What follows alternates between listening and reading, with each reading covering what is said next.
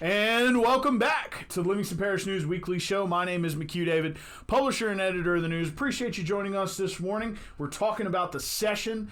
Mr. Buddy Mincey Jr., our state representative, Buddy Mincey Jr., is here with us today. Thank you, sir, for joining us. Appreciate you being here. Yes, thank you. It's always a pleasure to visit with you, McHugh, but also to speak with the listeners. Yes, and they're here trying to kind of wrap their minds around a session that's starting Monday. We're here in the booth Friday, the 6th.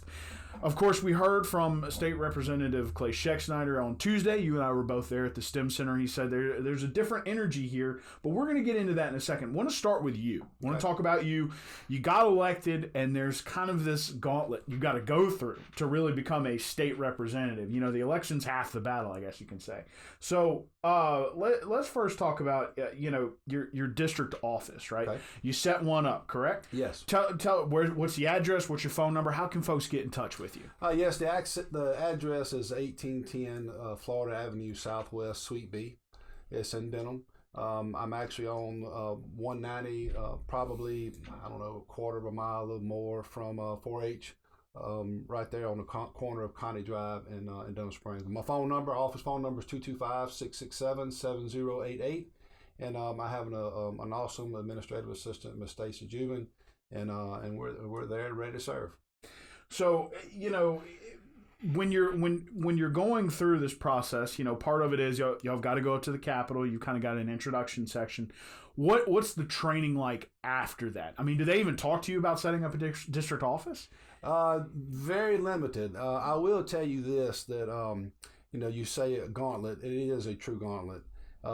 There's a lot of moving parts, a tremendous amount of people to get to know.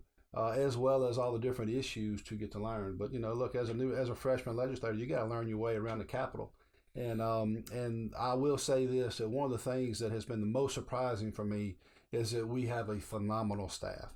The staff, our House staff, Sergeant of Arms, everyone at the Capitol, even the governor's staff, has just been phenomenal. They're all there to help, and they try to help us with that transition as much as possible.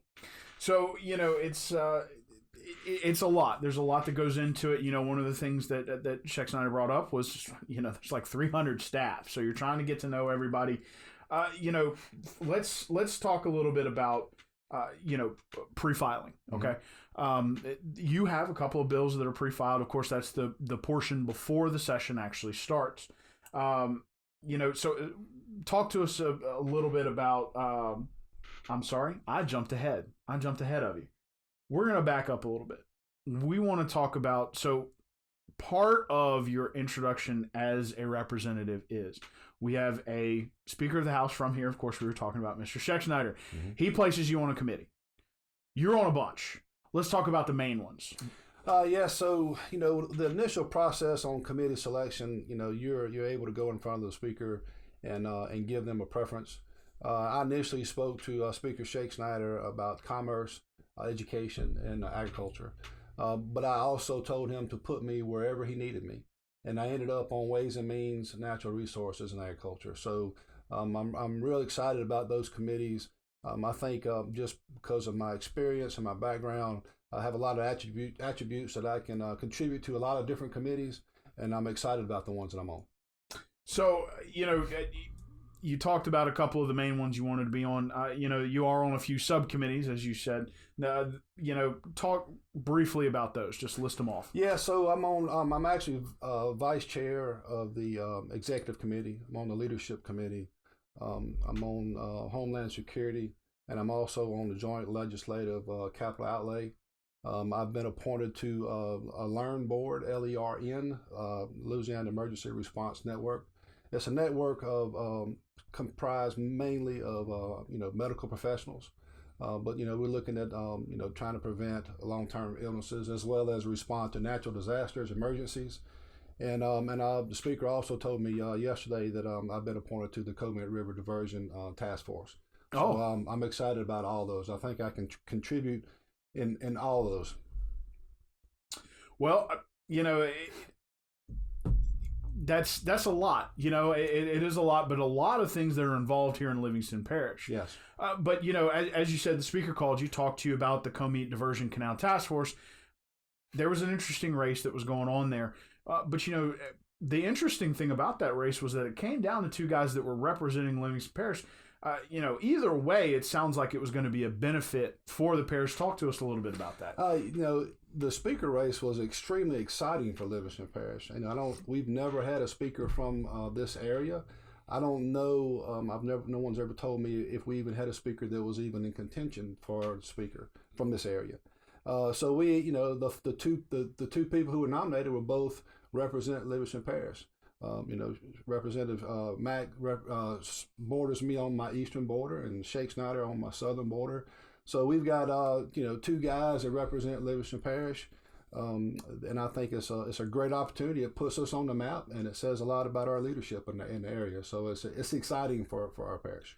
Now, there was a little bit of political shakeup during that time, but in the end, it again, like most shakeups, it shook out. Right. So kind of y'all are. It's in the past. Y'all are looking towards. It's time to get to work, right? Absolutely. It wasn't the most smoothest process, but it is a process that's necessary that you have to go through. I think the only thing that matters for us right now is just moving forward. And Representative Shake Snyder is the Speaker of our House, and we need to get just work together and just start solving problems for the state. So you're, jumped ahead earlier. Going to get back to that question. Bills are pre-filed. Mm-hmm. You kind of get an expectation of what's going on. I want to talk first a little bit about what Representative Shake Snyder brought up when he was talking earlier, and that is that this year, not a whole lot of bills pre-filed on either side. Roughly about half of what's normally filed. So tell us a little bit about what you're feeling going into this. I mean, it sounds like people are wanting to be efficient. They're not putting up a whole lot of bills looking to sink their teeth into some big issues. Shake Snyder said, there's a different energy around the House. So tell us a little bit about your feelings. Yeah, obviously I can't relate to being in the trenches on previous sessions, but I can tell you with this one, and we haven't even started this one yet, but I'm extremely excited about the freshman legislators that I've been getting to know. We have some very accomplished, successful, just some really great people that are now in the legislature, and I'm really interested in what their policies are going to look like. But I'm excited about the opportunity, and we have some people who just want to get in there and who wants to solve problems, represent their area, and make our state better. So I do think it's different. So talking about pre-filed bills, there's less than in the past. But let's talk about yours, mm-hmm. right? How many have you pre-filed? I have pre-filed 5. Okay, so you hit the 5 limit. Let's talk about. Let's run through. Your choice, your order. How do you want to discuss them? So actually, we can file more than that this session. Okay. You can file, I think, unlimited at this point. You have a 5 limit on late pre-filed bills. Okay. And so that's where that 5 comes from. Got it. But I wrote the numbers down because I just make sure I get them right. But HB 136, it is a bill that addresses adultering of food products. Okay. And unfortunately, currently, if you introduce any type of animal or human waste into someone's foods or medicines with the intention of them consuming it without their knowledge, it's a misdemeanor at best. The bill that I have sponsored is going to make it a battery, up to 5 years in prison. So I think it's an appropriate bill. HB 288, this is actually addressing Livingston Parish Clerk of Court. Currently in the books, there's 3 parishes who do not have to have parish council approval to purchase a new vehicle.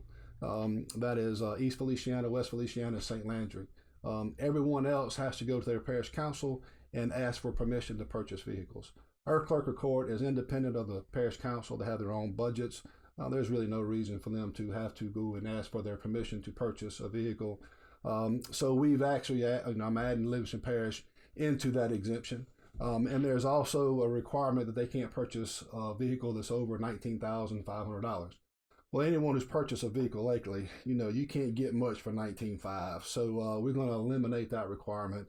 I don't think the clerk has any intentions of purchasing any vehicles anytime soon, but it is something that they have discovered, and it's something that we want to rectify.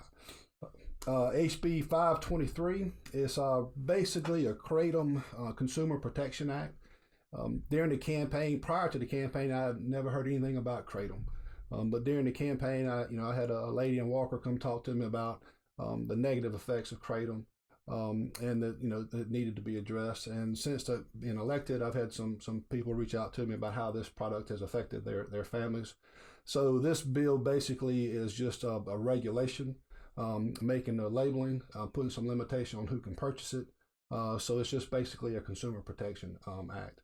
HB 583. I think we're aware of the current dispute that we have with the Metro Council of Baton Rouge on the CAFA. The Central Authority, Financing Authority, Central Capital Area Finance Authority. That's correct. So, currently there's about 8 or 9 parishes surrounding Baton Rouge. Correct. That they can actually manipulate property taxes for development. And that's just actually, it's just ludicrous to think that someone outside our parish can dictate what we do with our property taxes. So, my bill is going to just make that they have to get a resolution from the governing authority of that area to support it before they can move forward with it. And then the last one is HB 655. Actually, I got those reversed. 583. No, that's right. 655 is it creates a position of an interim superintendent for our school system. The LSBA, Louisiana School Board Association, and the state superintendents agency association contacted me and asked me to sponsor this bill, and it basically just sets up the requirements for an interim superintendent. So those are the 5 that I have pre-filed. And I got a couple pending that I may late file, but we're just waiting to see what happens. I got you. So, a couple of those, I just want to talk about some of that process for a second, because you said a couple of those were, folks got in touch with you and kind of gave you the information. Well, what's that like? Well, I ran on the fact that I didn't have a personal agenda on, wanting to be a legislator, and I want to represent the people. So it's actually exactly what I hoped to happen. I'm made aware of issues and can research and get staff involved on the ones that I want to address, and then just take it forward and try to make a situation better. But my intention is to represent my parish. So you've had a lot of time to meet some of these folks you're going to be working with. Having met them, kind of having an idea of these bills that have been pre-filed, what are you expecting? You touched on this a little bit at the STEM Center, but I want to, what are you expecting to walk into come Monday evening? Well, before I became a school board member, I actually attended a year's worth of school board meetings, and I went and just sat in the audience, didn't comment. I just soaked it all in. Tried to learn the dynamics of the people, the board members, their interactions, the operations of the board, and I really tried to educate myself as much as possible, so that whenever I started, I was able to start governing. And being elected in November, and here we are, and we're thrown in the fire from the beginning as far as being inundated with things. I don't have as much time, but I have been putting forth as much time as I could to prepare for that. And that's getting to know all the people. It's the moving parts that I spoke on earlier, and trying to be educated on as many topics as possible. I think we have a great opportunity to do some good things this session. Tort reform, insurance reform is huge. I think the House and the Senate both have an appetite for addressing this issue, and I think we're going to do that. We've also got some issues out there that are a little bit more contentious. You've got some bills that are going to be passed that are promoted by the business community from around the state, and they may not be the best for Livingston Parish. I'll give you just a couple ITEPs. ITEPs are something that, prior to the governor's executive order, when I was on the school board, I didn't have any input, no knowledge, no questions asked. ITEPs were just given. Well, the governor made the executive order that put that authority back onto the locals, and it gave us input. It gave us the opportunity to talk with each other to see how projects affected us. I was able to sit across from the sheriff and see how, the project coming in would affect him, the parish council, and the school board. And we really went through an extensive process on all the ITEPs that I was involved with, but the locals are the best ones to make those decisions and understand how they impact their area. I don't think we need a central agency determining that for us without our input. We need to have our input. And another thing would be another one. This an example of something that may be contentious is a constitutional convention. There's a lot of people who feel like that's the only way we can, save our budget, and I'm not going to disagree with that. But where it affects my parish is, back in before the '80s, whenever it was, our school system was probably not being funded as appropriately as maybe some of the other areas. And our school system, under the leadership of now currently Senator Pope, they sued the state, and they ultimately ended up developing the MFP. Well, the MFP, the minimum foundation, is actually protected in the Constitution. And before the MFP was put in the Constitution, you had funds were not distributed equitably throughout the state. You had areas with more influence than others who were getting more monies than others. The MFP is not necessarily the perfect system, but it is a fair and equitable system. And I would be really, really cautious to entertain going into a constitutional convention without protecting the K-12 funding. So that's just an area. That's just two prime examples of how those bills that may be very well received by the business community, but they may not be the best for Livingston Parish. So just because I may oppose those doesn't mean I'm not pro-business. I'm just pro-Livingston Parish. Right. And I mean, a lot of that stuff that you talked about is, in a lot of instances, especially with MFP and ITEP, they may have been 15, 20 years apart, but it was still the same process of trying to bring control to a more local level. Speaking of that local control, there is something, and if you don't want to comment about it now, you don't have to, but interested in your thoughts on the centralized sales tax collection, right? Because that goes through the school board here locally. So interested in your thoughts on that as I don't know if it's actually being proposed again this year. I know it's a conversation. I don't know if there's a bill for it this year or not. Yeah, both of those, all of those areas are areas that we have yet to be discussed, yet to go through committees, and yet to be amended. I may or may not support any of those three, depending upon what they look like. Mm-hmm. But just on the surface, I have some reservations about it. I think we do a great job with our tax collection in our parish. I've spoken to our school board and our the person who collects our taxes and are responsible for that, and I have some reservations about taking that away from locals. And I think throughout the state you have different bad actors in different areas, but again, that doesn't necessarily mean that that it's bad for that's good for Livingston Parish. So I'll hold my decision until we see the final version of it to see what it looks like. But I do have my concerns. So these last two questions are going to kind of go together. Representative or Senator Pope will be sitting in your seat here in about an hour, and we'll be talking to him. He's a very veteran representative. Absolutely. You've got him because he's obviously very much an educational guy. Been involved. You were on the school board. Talk to us. First part of the question is talk to us about what your expectations are the first few weeks, but then we want to hear about you. What are you expecting to see the first couple of weeks? And how do you intend to grow from that? Yeah, so,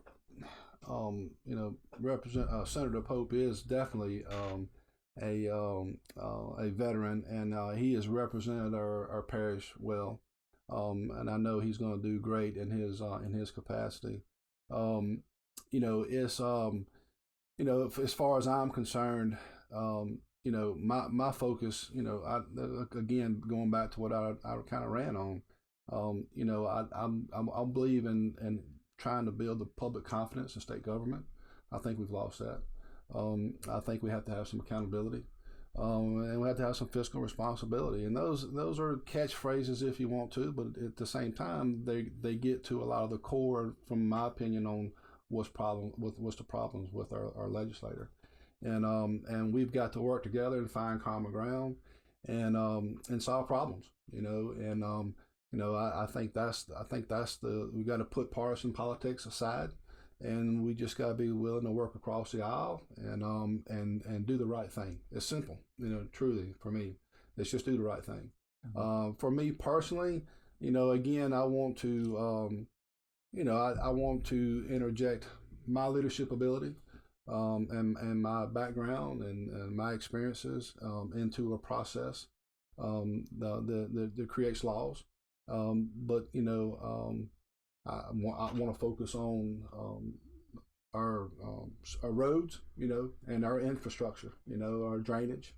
Those are all things. Been meeting a lot with DOTD and having a lot of discussions on drainage, and just I want to grow those areas and try to improve them as much as possible. Again, sir, thank you for joining us here on the Livingston Parish News Weekly show. Again, Mr. Representative Buddy Mincey Jr. From the state's 71st district. He won the race back in November in a runoff against Miss Lori Calais. He will be going to bat for you starting Monday. The session has to end, I believe it's June 4th is the drop dead date. So we will be looking forward to seeing what you're going to be doing over the coming weeks. We appreciate you joining us, letting us know what's going on. Are you excited? I'm very excited, and thank you for the opportunity to be here today. But I am extremely excited about working at the legislator, and again, just trying to do some good things. Well, thank you, sir. We hope you do, and we're going to be staying in touch with you throughout the session. Absolutely. Again, thanks for being here. My name is McHugh David, publisher and editor of the news. Appreciate you guys joining us on the Livingston Parish News Weekly show. It is a podcast we bring to you. It is on Facebook, Twitter, LinkedIn, Instagram, and YouTube. We put it on our website, www.livingstonparishnews.com/podcast. We also put it out via all podcast platforms. That's Spotify, Google Play, as well as Apple Podcasts. Appreciate you guys joining us. We will be back in the booth with Mr. Rogers Pope here in about an hour and get his thoughts coming from the other side of the building on the Senate. Check you guys later.